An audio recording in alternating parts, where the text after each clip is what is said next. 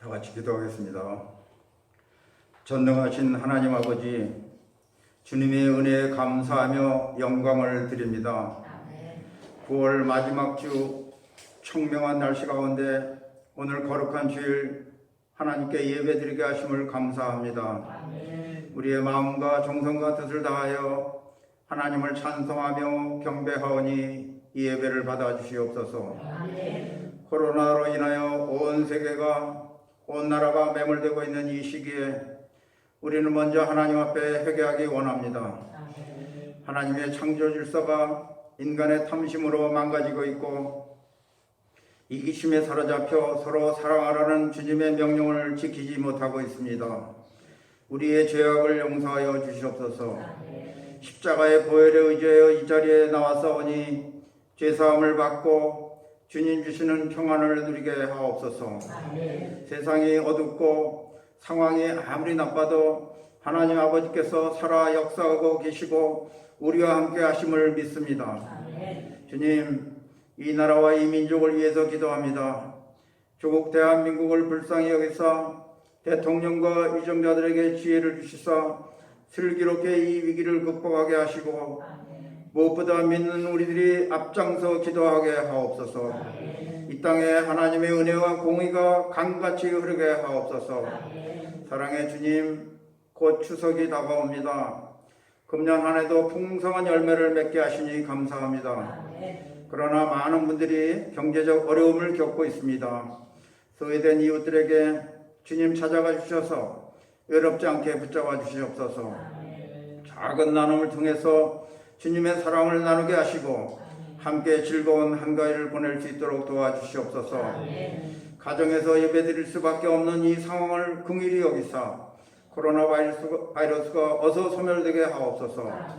하나님 아버지, 신관교회 강성원 목사님 원치 않는 병마와 싸우고 있습니다. 힘들지만 절망하지 않게 하시고 소망을 갖고 인내하며 믿음으로 승리하게 하옵소서. 온 성도들이 합심하여 기도하오니 불쌍히 여기서 주님의 강한 팔로 안아주시고 건강을 회복시켜 주시옵소서. 또 다른 질병으로 고통 중에 있는 성도들에게도 같은 은혜를 허락하여 주시옵소서. 주님, 오늘 말씀을 전하실 이승기 목사님, 선포되는 말씀이 능력의 말씀, 구원의 말씀, 생명의 말씀이 되게 하시사 모든 성도들에게 큰 은혜가 되게 하옵소서. 신관교회 성도들 날마다 성경 읽기 쓰기를 하고 있습니다. 성령 충만으로 채워주시사 기도에 더욱 힘쓰며 제자로서 신앙의 본을 보이게 하옵소서. 주님, 우리 자녀들 위해서 기도합니다. 어릴 때부터 예수님을 잘 배우고 알아감으로 예수님을 닮아가는 귀한 자녀가 되게 하시고 주님 주시는 비전을 품고 이 땅에 주님 나라가 세워지는데 귀한 일꾼으로 키워 주시옵소서. 이 모든 말씀 우리를 죄에서 구원해 주신 우리 주 예수 그리스도의 이름으로 간절히 기도드리옵나이다. 아멘. 하나님의 은혜와 평강이 저와 여러분 가운데 오늘도 가득하길 바랍니다. 아멘. 우리의 인생은 그 말씀 제목처럼 속도보다는 방향이 중요하다라는 것을 누구나 잘 알고 있습니다. 아무리 열심히 가고 빨리 가도 방향이 잘못되면 속된 말로 꽝이기 때문입니다. 그런데 사실 이게 알고 있어도 잘 되지가 않습니다. 그래서 오늘 말씀에서도 예수님께서 이 부분에 대해서 굉장히 중요하게 다루시는 것을 볼 수가 있습니다. 오늘 말씀은 잘 아시듯이 오병이어 바로 뒤에 이어지는 말씀입니다. 그런데 자세히 보시면 이상한 점이 한 가지가 보입니다. 45절에 보시면 예수님께서 즉시 제자들을 재촉하셔서 바다로 내보내셨습니다. 직역을 하면 예수님이 제자들을 몰아내셨다, 억지로 강제로 보내셨다라는 뜻입니다. 말씀의 시간을 생각해 볼 때 35절부터 날이 저물고 그리고 오병이어의 그 사건을 경험했기 때문에 이른 시간은 아니었을 겁니다. 47절에서도 날이 이제 저물어 버렸다라고 말씀을 합니다. 그러면 근처 마을에 가서 잠을 청하는 게 일반적인 일일 텐데 예수님은 왜 제자들을 강제로 배에 태워 보내셨는가? 바다를 잘 아시는 분들은 밤에 바다를 건너가는 게 눈을 감고 길을 가는 거와 똑같다고 이야기를 합니다. 바다가 그만큼 위험하다는 것이지요. 그런데 예수님께서 이런 위험을 감수하고도 제자들을 강제로 보내셨다는 말이에요. 이상합니다. 또 45절 말씀해 보시면 예수님이 제자들을 보내신 후에 거기 있던 사람들을 다 직접 흩으시는 모습도 보입니다. 상황이 마치 제자들을 사람들과 격리시키기 위해서 무리하게 억지로 먼저 보내시고 제자들을 흩으시는 것 같습니다. 이 상황은 오병이어의 그 엄청난 기적을 경험하고 모두가 우아하면서 기뻐하고 있을 이 타이밍에 왜 예수님은 제자들을 이렇게 무리하게 보내셨을까라는 질문을 하게 만듭니다. 그 이유를 짐작할 수 있는 내용이 요한복음에 나오는데요. 똑같은 오병이어 말씀에 요한복음 6장 14절 15절을 제가 한번 읽어드리겠습니다. 그 사람들이 예수께서 행하신 이 표적을 보고 말하되 이는 참으로 세상에 오실 그 선지자라 하더라. 그러므로 예수께서 그들이 와서 자기를 억지로 붙들어 임금으로 삼으려는 줄 아시고 다시 혼자 산으로 떠나가시니라. 오병이어의 기적을 경험한 사람들이 이 기적을 보고 예수님이 참으로 오실 선지자가 맞다라고 합니다. 그리고는 예수님을 자신들의 왕으로 삼아야 되겠다 하고 소동이 일어나기 시작을 했습니다. 이 예수님과 함께라면 헤롯 왕을 물리칠 수도 있고 로마에게서 독립할 수도 있겠다라고 했다는 것입니다. 많은 사람이 이분이 참 선지자다, 나사렛 예수와 함께 헤롯을 물리치고 예수님을 왕으로 삼자라고 이렇게 소리를 칠 때 아마 가장 흥분했던 사람들은 제자들이었을 겁니다. 이 사람들이 지난번에 말씀드린 것처럼 별로 자신들에게 도움이 될 것 같지 않았는데 뭐가 될 것 같습니다. 다 들고 일어나는 겁니다. 그래서 제자들도 여러분의 말이 맞습니다. 이분이 참 선지자입니다. 우리 함께 그 세례 요한을 죽인 헤롯을 내리고 예수님을 왕으로 세웁시다라고 제자들이 그 무리를 충동질을 했을 겁니다. 그 이유는 빨리 예수님이 왕이 돼야 자기들도 한 자리 차지할 수 있기 때문이었지요. 마가복음 10장에 보면 이런 제자들의 그 속마음이 적나라하게 드러나는, 민낯이 드러나는 장면이 한 가지 나옵니다. 예수님께서 십자가를 지시기 위해 예루살렘으로 올라가시면서 예루살렘에 들어가기 바로 직전에 제자들에게 자신의 죽음과 부활에 대해서 말씀을 해 주셨어요. 예수님은 자신이 왜 예루살렘을 향해 지금 가고 있는지 말씀을 해 주시고 계시는데 제자들은 전혀 듣지를 않습니다. 오히려 이제 예수님이 왕이 되실 것이라는 생각에 야고보와 요한이 나는 우편에 하나는 좌편에 앉게 해주십시오라고 이야기를 하고 있습니다. 그 말을 들은 나머지 제자들도 야고보와 요한을 보면서 너희가 아직도 진리를 깨닫지 못하는구나 라고 안타까워하는 것이 아니라 너네 무슨 소리 하느냐, 내가 우편에 앉을 거다, 내가 좌편에 앉을 거다, 예수의 나라가 되면 내가 높은 자리에 앉을 거다 라고 서로 싸우기 시작을 했습니다. 예수님을 믿고 따르는 가장 큰 이유가 자신들을 위해서였던 것입니다. 집도 버리고 직업도 버리고 예수님을 따른 이유가 다 자기가 잘 되고 싶었기 때문이었습니다. 그렇게 자기 자신을 위해서 예수님을 따르던 제자들이 예수님께서 붙잡히시니 어떻게 했습니까? 예수님이 이제는 자신에게 도움이 안 되고 오히려 피해를 입힐 것 같으니 겟세마네 동산에서 모두가 다 하나도 남김없이 도망가 버렸습니다. 같이 죽을 거라고 호언장담하던 베드로마저도 대제사장의 뜰에서 예수님을 3번이나 부인하고 저주하고 사라져 버렸습니다. 이제 왜 제자들을 예수님께서 사람들과 억지로 떼어내시고 배에 그렇게 무리해서 보내셨는지를 알 것 같습니다. 제자들이 여전히 하나님의 나라가 아니라 자신들을 위해서 예수님을 믿고 따랐기 때문이었습니다. 예수님이 보시기에는 아직 때가 아니었기 때문이었지요. 지금 만약에 제자들이 원하는 대로 로마와 헤롯에게서 해방이 된다 하더라도 그것은 말은 예수님의 나라, 하나님의 나라라고 불릴지 모르지만 여전히 로마 황제에서 주인만 바뀌고 다스리는 자만 헤롯에서 제자들로 바뀌는 그런 일이었기 때문입니다. 그것은 진정한 하나님의 나라가 아니었기 때문이었습니다. 마가는 그 성경을 보는 사람들, 하나님을 믿는 사람들에게 중요한 사실을 한 가지 알려줍니다. 그것은 베드로가 했던 주는 그리스도시요 하나님의 아들입니다라는 고백도 귀하고, 제자들이 했던 주님이 우리의 왕이십니다라는 고백도 귀하지만, 그러나 그들이 십자가와 부활의 사건을 경험하기 전에는, 마가 다락방에서 성령을 받기 전에는 그들의 고백은 여전히 자기 자신을 위한 고백이었다라는 것입니다. 말로는 예수님이 그리스도이십니다, 우리의 주인이고 왕이십니다 하지만 사실은 그 안에는 예수님을 이용해서 자기가 높아지고 싶고 한 자리 차지하고 싶어하는 마음이 가득했음을 마가는 고발하고 있습니다. 그런데 어쩌면 이렇게 자기 자신을 위해서 신을 믿는 것이 종교의 당연한 모습이 아닌가라는 생각도 해보게 됩니다. 초대교회도 역시 초대교회가 그렇게 박해를 받다가 AD 4세기에 콘스탄티누스 황제에 의해서 기독교 국가로 되지 않습니까? 그런데 교회를 박해받던 그 교회를 박해하던 로마가 기독교 국가가 된 거죠.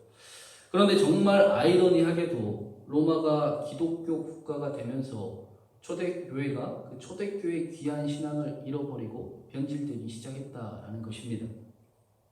로마가 그 기독교 국가가 되는 일이 역사적으로 굉장히 감격적이고 중요한 일이기도 하지만 그로 인해 엄청난 비극이 교회 안에서 시작이 됐습니다. 그것은 국가가 교회를 확장시키기 위해 공직자들이 세례를 받으면 지위와 계급을 올려줬습니다. 평민들이 세례를 받으면 금을 줬어요. 동기가 귀했을 수도 있지만 결과는 굉장히 참혹했습니다. 교회가 확장되는 속도가 빨랐을지는 모르지만 방향은 너무나 잘못된 곳으로 가고 있었던 것입니다. 사람들이 복음을 위해서가 아니라 자신을 위해서 교회를 나오기 시작을 했습니다. 교회 안에 자신을 위해 예수님을 믿는 사람들이 늘어나기 시작을 했습니다. 그래서 중세 시대를 가장 영적으로 어두운 시대였다라고 후대에 평가를 합니다. 이 시대의 교회도 보면 이름 없이 빚도 없이 감사하며 섬기리라는 고백이 당연함을 알지만 우리들은 기왕이면 이름도 나고 빚도 나고 자랑하며 대접받으리라라고 신앙생활을 하는 것 같습니다. 영웅주의와 영적 대박주의를 흠모하는 마음들이 커지고 많은 그리스도인들이 작은 일에 충성하기보다는 큰 일을 도모하기를 바라고 또 칭송받고 싶어하는 마음이 뱀처럼 꽈리를 들고 있기도 합니다. 교회에서도 사람들이 인정해주는 그런 일만 하려 하고 숨은 섬김은 점점 사라져 버리는 것 같습니다. 그래서 어떤 교회에서는 봉사 자체가 너무 어려우니 식당 봉사를 위해 사람을 사서 쓰는 일도 있었습니다. 서로 앞에서 자신이 드러나고 싶어하고 정작 뒤에서 숨어서 봉사하려고 하는 그런 모습이 점점 사라져 버리는 것은 아닌가. 예수님을 닮아가려 하기보다 자기 자신을 위해 예수님을 믿고 있는 것은 아닌가 하는 생각을 해보게 만듭니다. 사랑하는 여러분, 우리는 왜 예수 그리스도를 믿고 있습니까? 우리는 이 시대의 한국 교회를 보며 속도보다 방향이 정말 중요하구나라는 것을 절실히 느끼고 있습니다. 교회가 세상에 근심이 되어버렸다고 합니다. 예수님 그렇게 믿으면 안 된다고 세상이 교회를 가르치고 있습니다. 교회 다니는 것이 부끄럽다는 청소년, 청년, 장년들이 늘어가고만 있습니다. 왜 예수님께서 너희는 먼저 그의 나라와 그의 의를 반드시 구해야 된다라고 그렇게 강조하셨는지 조금은 알 것 같습니다. 오늘 말씀에서는 왜 이렇게 자신을 위한 신앙을 가지면 안 되는지 중요한 이유를 한 가지 더 알려주고 있습니다. 47절, 48절에 보시면 제자들이 밤에 배를 타고 나가는데 밤에 바람이 거스름으로 힘겹게 노를 젓고 있다라고 합니다. 바다는 성경에서 세상을 의미합니다. 바람은 풍조를 뜻하는 것입니다. 세상의 풍조 속에 제자들이 자신들의 힘으로 힘겹게 노를 젓고 있는 겁니다. 그런데 예수님이 그 모습을 보시고 가까이 오셔도 제자들이 예수님을 알아보지도 못합니다. 그 이유를 52절에 이는 그들이 그 떡 떼시던 일을 깨닫지 못하고 도리어 그 마음이 둔하여졌음이로라. 충격적이게도 제자들이 방금 오병이어 기적을 경험했음에도 불구하고 그들이 마음이 둔하여져서 믿음이 없어서였다고 말씀하고 있습니다. 자신을 위해 예수님을 믿는 사람들은 문제를 만나면 믿음을 잃어버립니다.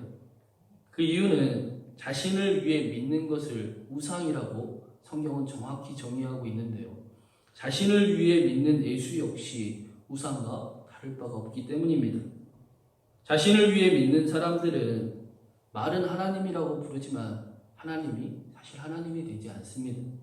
하나님보다 자신이 항상 더 먼저이고 하나님보다 자신이 항상 더 높은 자리에 차지하고 있기 때문입니다. 언제든지 하나님을 바꿔치기 할 수도 있고 기분에 안 맞으면 하나님도 필요 없어집니다. 그래서 이런 사람들의 삶의 특징은 하나님을 믿는다고 하지만 실제로는 하나님 없는 것 같은 삶을 살아가곤 합니다. 오늘 제자들의 모습처럼 예수님이 함께 하셔도 알아보지도 못하고 혼자서 힘겹게 노를 젓는 삶을 살아가는 것입니다. 그런데요, 오늘 복음서의 중요한 메시지는 이겁니다. 그런 제자들에게 예수님께서 바다 위를 걸어서 다가오셨습니다. 그리고 말씀하시기를 안심하라, 내니 두려워하지 말아라 라고 말씀하십니다.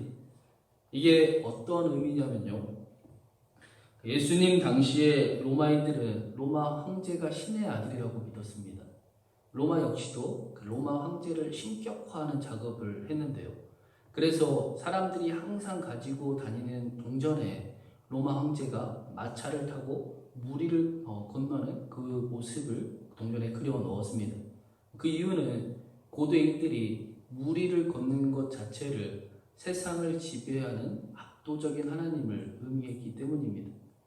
복음서에서 무리를 걸으시는 예수 그리스도를 말씀하는 그 이유는, 그것은, 그 복음의 메시지는 너희가 로마 황제를 신의 아들이라고 믿지만 아니다, 진짜 하나님의 아들은 예수 그리스도다라는 것을 말씀해 주는 것입니다. 하나님의 아들 예수 그리스도의 복음의 시작이다라고 말씀하는 것입니다. 세상을 지배하시는 압도적인 하나님께서 지금 제자들을 향해 걸어가고 계십니다. 그리고 안심하라, 내니 두려워하지 말아라 라고 말씀하십니다. 그런데 예수님이 이번만이 아니라 자신의 사람들을 사랑하시되 끝까지 사랑하시는 예수님께서 제자들이 예수님을 믿을 수 있을 때까지, 하나님의 사랑을 깨달을 수 있을 때까지, 그래서 그렇게 스스로 욕심만 부리지 않아도 될 때까지, 사랑하며 살아갈 수 있을 때까지 부활하셔서도 찾아오시고 성령으로도 찾아오셨습니다. 제자들을 사랑하시되 끝까지 사랑하시는 그 예수님께서 제자들이 그 사랑을 알기 원하셔서 십자가의 부활을 경험하게 하시고 오순절 다락방의 사건에서 비로소 제자들은 하나님의 사랑을 경험할 수가 있었습니다. 순회 선교단의 그 김용희 선교사님이라는 분이 계셔요. 굉장히 유명한 분이신데 이분의 간증을 마지막으로 소개해 드리겠습니다. 선교사님은 어릴 때부터 사랑한다는 말을 들어본 적이 없었다고 합니다. 아버지도 어머니도 물론이고 사람들에게도 마찬가지였습니다. 오히려 술집 아들이라는 손가락질만 받고 온갖 험한 일은 다 겪고 멸시받고 천대받고 스스로가 생각해도 자존감이 완전히 바닥일 수밖에 없었습니다. 내가 이 세상에 존재할 이유가 전혀 있을 거라고 생각하지 못하던 그런 사람이었는데 선교사님이 교회에 와서 놀래 자빠졌다고 합니다. 하나님이 자신을 사랑하신대요. 하나님이 나를 사랑하신데 어느 정도까지 사랑하시냐? 당신의 하나밖에 없는 동생자 예수를 십자가에 못 박게 하시기까지 자신을 사랑하신다. 그 말을 듣고 인생이 확 바뀌어버렸다고 합니다. 하나님이 나를 사랑하신다고 하신다.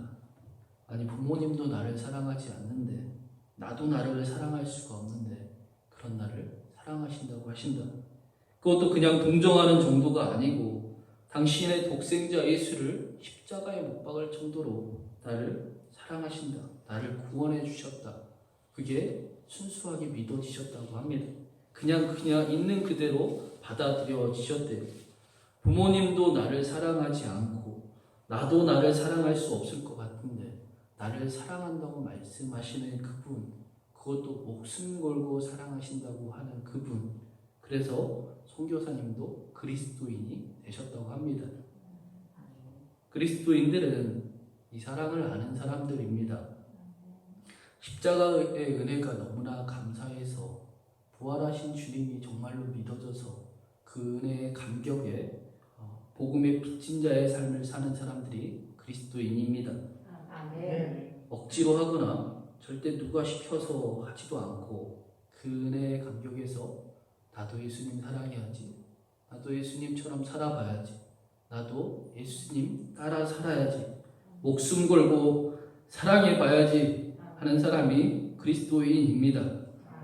그래서 사도행전에서 그들이 그리스도인으로 불렸다라고 말씀합니다.